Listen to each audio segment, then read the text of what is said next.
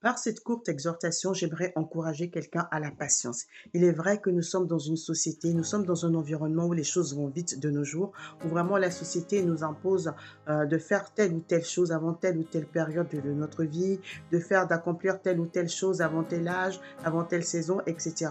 Mais en tant qu'enfants de Dieu, nous devons nous exonérer de la pression liée au temps imposée par la société, de cette pression imposée par les normes sociales. Nos regards doivent être tournés vers le Seigneur. Nos regards doivent être tournés vers le temps de Dieu.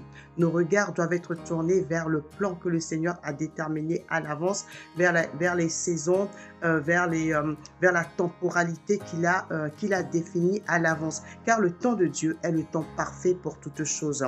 Nous devons être à l'affût de l'orientation, de la direction donnée par le Saint-Esprit. Et vraiment, j'aimerais encourager quelqu'un à la patience dans l'épreuve, la patience d'attendre et d'accepter la temporalité déterminée par le Seigneur. Mais attention, cette patience n'est pas synonyme d'inaction. Et attention à la précipitation en dehors du plan et du temps de Dieu. Mais le Seigneur peut aussi permettre l'accélération pour que certaines choses puissent s'accomplir à une certaine période. Et là, il nous faut le discernement afin de ne pas confondre précipitation et accélération. Alors, j'aimerais m'adresser à quelqu'un. Si tu es dans une saison, dans une période de précipitation, sans avoir entendu les directives du Seigneur, sans avoir été à l'écoute de Dieu, je t'invite à lever le pied, à chercher la face du Seigneur. Mais si tu es dans une saison d'accélération impulsée par le Seigneur, si tu es dans une saison où le Seigneur est en train d'orchestrer des choses, mets-toi en action selon les orientations données par le Saint-Esprit. Dans tous les cas, la patience est ton allié. La patience est ton allié pour ne pas agir avec précipitation, même dans une période d'accélération.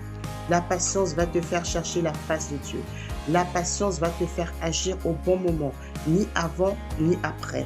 La patience va t'épargner une vie de compromis entre les choses de Dieu et celles qui ne le sont pas.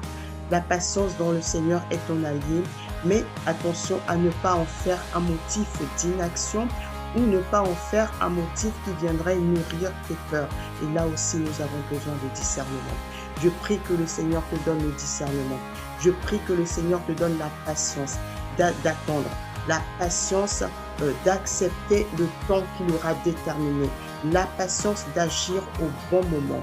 Je prie que le Seigneur te donne la patience en toutes choses et en tout temps. Et pour clôturer, j'aimerais partager avec toi Jacques 1, le verset 3 à 4. L'épreuve de votre foi produit la patience, mais il faut que la patience accomplisse parfaitement son œuvre afin que vous soyez parfaits, accomplis sans faillir en rien. Shalom, que le Seigneur te bénisse.